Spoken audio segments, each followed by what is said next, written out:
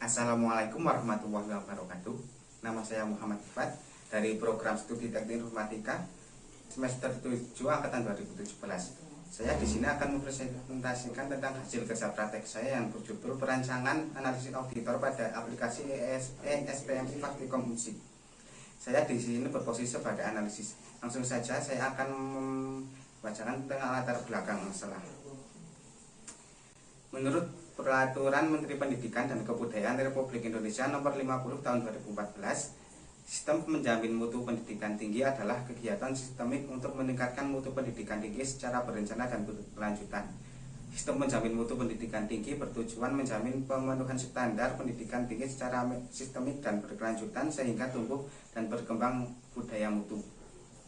Sistem penjamin mutu pendidikan tinggi berfungsi mengendalikan penyelenggaraan pendidikan tinggi oleh perguruan tinggi untuk mewujudkan pendidikan tinggi yang bermutu. Berdasarkan Peraturan Pemerintahan Republik Indonesia Nomor 49 Tahun 2014, standar nasional pendidikan tinggi wajib dipenuhi oleh setiap perguruan tinggi untuk mewujudkan tujuan pendidikan nasional.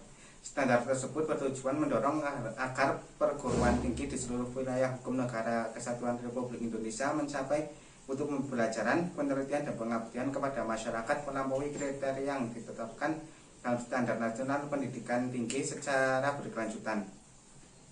Untuk memenuhi peraturan pemerintahan tersebut, maka Universitas Sains Al-Quran Jawa Tengah di Wonosobo telah membentuk sebuah unit kerja yang secara khusus bertugas untuk menyiapkan, merencanakan, mengendalikan, mengevaluasi, dan mengembangkan SPMI. Unit kerja tersebut adalah Lembaga Penjamin Mutu atau LPM. Pada saat ini, sistem penjamin mutu yang sedang berjalan di Unsik, khususnya Faktikom, masih bersifat SPMI yang berarti masih menggunakan sistem manual. Secara umum, SPMI bertujuan mencapai visi dan misi melalui pemenuhan berkelanjutan standar dengan cara perbaikan. Faktikom saat ini masih menggunakan cara manual dalam pengambilan dokumen data. Oleh karena itu, di era perkembangan teknologi ini diperlukannya sistem website penjaminan mutu yang berbasis online, yaitu SPMI. Dari latar belakang di atas, maka saya memberikan judul perancangan analisis auditor pada aplikasi ESPMI Faktikom Unsik pada laporan yang saya buat. Dari latar belakang masalah tersebut, maka tujuan dari kerja praktek ini yaitu membangun sistem penjamin mutu internal Fakultas Teknik dan Ilmu Komputer Universitas Sains Al-Quran berbasis web. Yang kedua, membuat rancangan sistem analisis auditor pada ESPMI Fakultas Teknik dan Ilmu Komputer Universitas Sains Al-Quran. Manfaat dari dibuatnya SPMI Faktikom Unsik yaitu bagi Faktikom Unsik sendiri, dibuatnya ESPMI ini diharapkan dapat memberikan feedback pada implementasi sistem penjaminan mutu internal sehingga dapat mendorong terjadinya peningkatan mutu Faktikom di masa mendatang. Bagi penulis yaitu menambah wawasan tentang penjaminan mutu dan ESPMI dan juga mengetahui sistem analisa dari SPMI. Batasan KPI.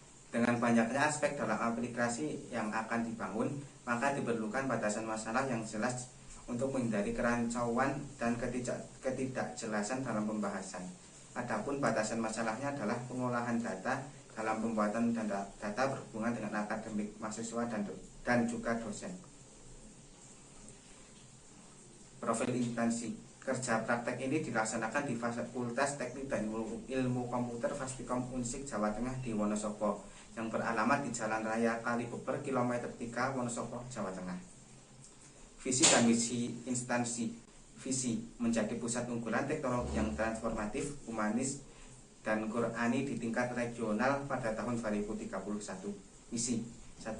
Melakukan kajian teknologi yang bersumber pada ilmu-ilmu Al-Quran dan menjadi pusat pengkajian dan pengembangan teknologi. 2. Menjadikan sarjana atau ahli media teknik atau komputer yang handal, kreatif dan inovatif yang dilandasi nilai-nilai Al-Quran. 3. Menyiapkan sumber daya manusia siap pakai yang humanis dan sesuai dengan kebutuhan lapangan pekerjaan. 4. Meningkatkan integritas kepribadian lulusan dan etika profesional yang berakhlakul karimah. Selanjutnya yaitu jadwal kerja praktek.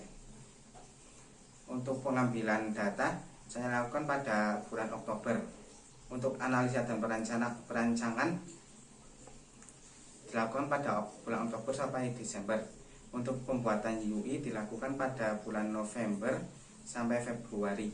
Dan untuk pembuatan laporan saya lakukan pada Oktober sampai Februari 2021. sistem yang sedang berjalan.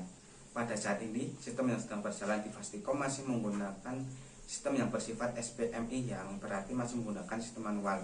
Secara umum, SPMI bertujuan mencapai visi dan misi melalui pemenuhan berkelanjutan standar dengan cara perbaikan.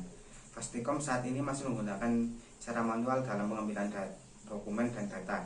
Oleh karena itu, di era perkembangan teknologi ini diperlukannya sistem website penjaminan mutu yang berbasis online, yaitu ASPMI.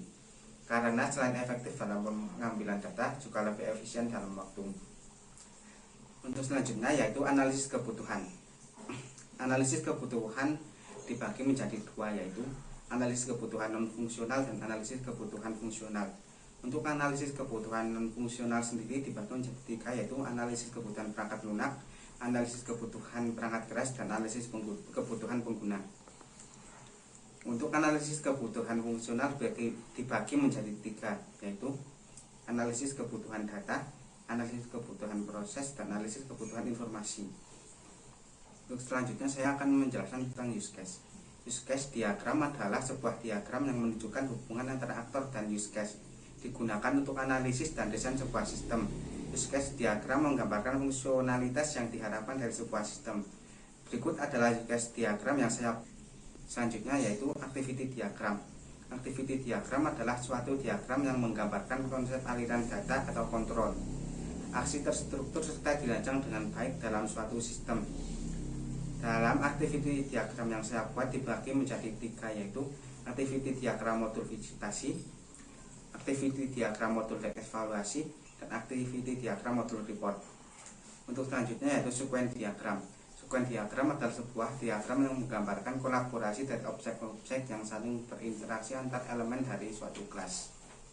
Dalam sequence diagram yang saya buat dibagi menjadi tiga juga, yaitu sequence diagram untuk modul visitasi, sequence diagram untuk modul evaluasi, dan sequence diagram untuk modul report. Selanjutnya yaitu kelas diagram.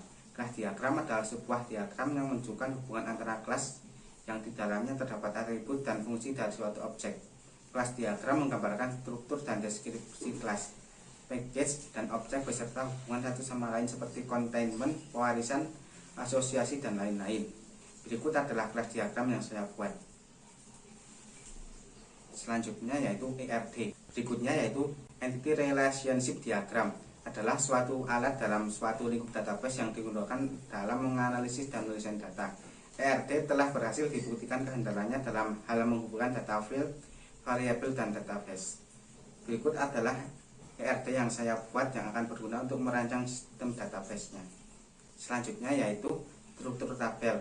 Struktur tabel merupakan suatu tempat penyimpanan data. Penciptaan tabel dilakukan dengan menentukan struktur tabel.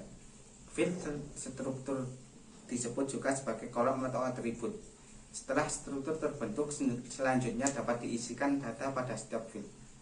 Kesatuan utuh dari satu baris field disebut dengan satu record atau baris. Berikut adalah struktur tabel yang saya buat.